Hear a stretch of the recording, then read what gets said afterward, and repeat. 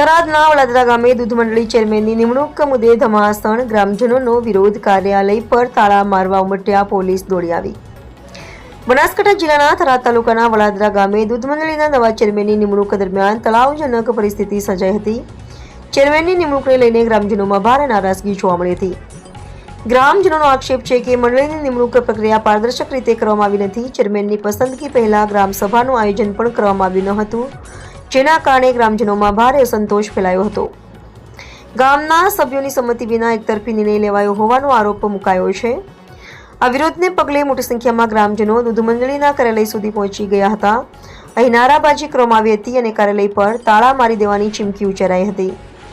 પરિસ્થિતિ તંગ બનતા થરાદ પોલીસ તાત્કાલિક સ્થળ પર દોડી આવી હતી। પોલીસે ગ્રામજનોની વાતચીત કરીને શાંતિ જાળવવા અપીલ કરી હતી। પોલીસની સમજાવટ બાદ પરિસ્થિતિ કાબૂમાં આવી હતી।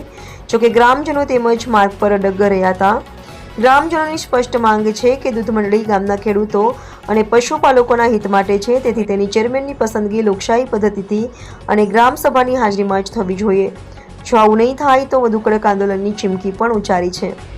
હાલ વડાદરા ગામની આ ઘટના માત્ર તાલુકા નહીં પરંતુ સમગ્ર જિલ્લામાં ચર્ચાનો વિષય બની ગઈ છે। રિપોર્ટર રાણાભાઈ પારેગી, થરાદ।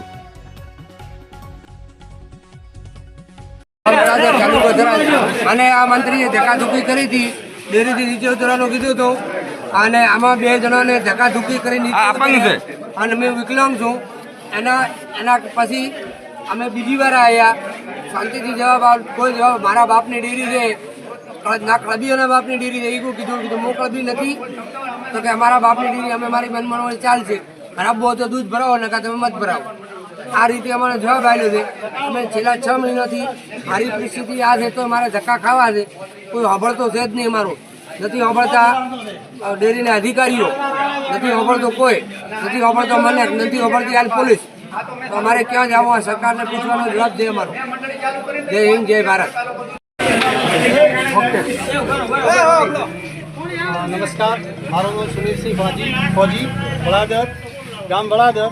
આજે જે વડાદર દૂધ મંડળી છે ત્યાં બધાય માણસો ભેળા થયા છે, એના મુદ્દામાં શરૂઆતથી વાત કરું તો આજથી લગભગ 4 યા 6 મહિના પહેલાં જે પૂર્વ ચેરમેન હતા એમને રાજીનામું આપ્યું અને નવા ચેરમેનની વરણી કરવાની થઈ, એટલે કોઈ પણ સભા બોલાવ્યા વગર બરાબર મંત્રીએ એમની રીતે નવા ચેરમેનની વરણી કરી નાખી। એનો અમે વિરોધ કર્યો, એટલે જે જૂના કમિટી હતી એ બી એમની રીતે ચેન્જ કરી નાખી।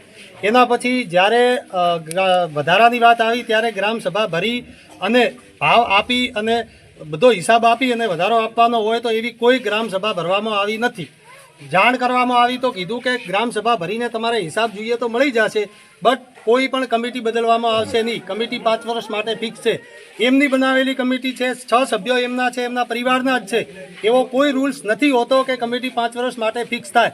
આ ગામની ડેરી છે, આખું ગામ દૂધ ભરાવે છે, આ કમિટીની અંદર ગામનો દરેક સમાજનો માણસ દૂધ ભરાવે છે, એમાંથી કમિટીમાં હોવો જોઈએ। પહેલી માગ અમારી ઈ છે બરાબર, અને બીજી માગ અમને હિસાબ આપો ઈ છે, અને જ્યાં સુધી આ નહીં થાય ત્યાં સુધી અમે ગામની ડેરીને આ બધા ભેળા થઈ અને તાળું લગાવીએ છીએ। આ અમારા ગામનો અને ગ્રાહકોનો લાસ્ટ નિર્ણય છે અને એની અંદર અહીં પોલીસ બી આવેલ છે, એમને બી વિનંતી છે કે અમારા ગામનું છે, મહેરબાની કરી અને અમને અમારા ગામની રીતે થતું હોય કરવા દો બરાબર। તમે તમારી ડ્યુટીના ભાગરૂપે વધાર્યા છો તો હવે તમે અમને અમારી રીતે કરવા દો, અમે કોઈ વાદગજીઓ કરતા નથી। જય હિન્દ।